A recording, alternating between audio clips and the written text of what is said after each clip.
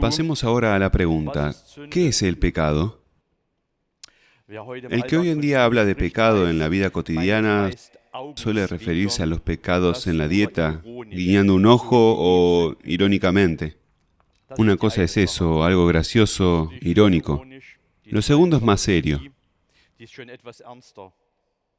Pero también hay infractores de tránsito que incluso son registrados en un archivo. Por ejemplo, en el radar de velocidad de un túnel. Y cuando aquí se habla de pecado, para mí siempre es un ejemplo. Quizás un ejemplo primitivo del concepto teológico de concupiscencia. Es decir, la inclinación al pecado, que siempre es inherente al ser humano. Cuando conduzco hacia el bosque de Turingia, hacia el sur del bosque de Turingia, tengo que atravesar 6 túneles más o menos largos en la autopista. Y aunque eso apenas supone diferencia alguna en cuanto a velocidad o tiempo ahorrado, lo intenté una vez, pasar a 85, sin que se encienda el flash, a 86, 87. Es emocionante. El placer de conducir demasiado rápido es realmente muy tentador. Pero desgraciadamente aquí tiene un aspecto muy serio, porque también pongo en peligro a otras personas. Así que, en general, podemos decir que en la actualidad estamos experimentando que el sentido de hablar de pecaminosidad del mundo no es tan descabellado. Por ejemplo, como una codicia que daña la vida y que también es inherente a los seres humanos. Y de esto no solo en un sentido moralista formal, sino también tangiblemente, por ejemplo, en forma de quiebras bancarias que hemos experimentado con sus consecuencias concretas realmente masivas. Y tal vez podamos decir que, por desgracia, el tema del pecado ha vuelto a ser plenamente actual.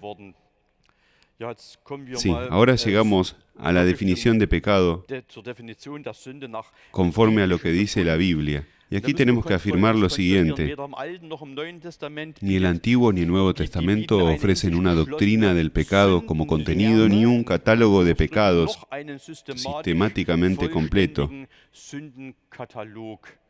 Dios mismo establece la ley mediante la revelación de su voluntad, y el ser humano está obligado a preguntar por la voluntad de Dios y a actuar de manera acorde.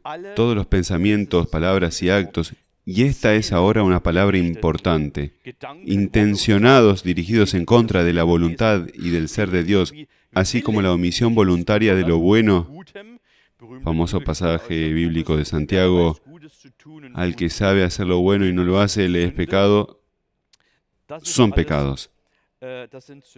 La Sagrada Escritura considera claramente como pecado violar los 10 mandamientos,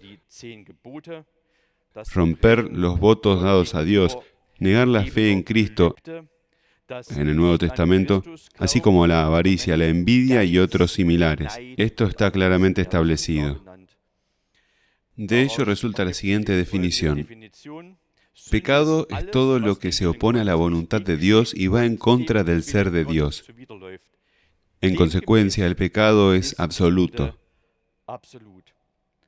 Pero lo decisivo en la valoración del pecado es exclusivamente la voluntad divina, así como se la puede reconocer en la Escritura como responde al sentir y espíritu del Evangelio de Jesucristo. El ser humano, dotado por Dios del libre albedrío, puede y debe decidir por sí mismo en las circunstancias de su vida lo que hará o lo que finalmente no hará. Al hacerlo, es responsable ante Dios y ante sí mismo, es decir, tiene una responsabilidad personal.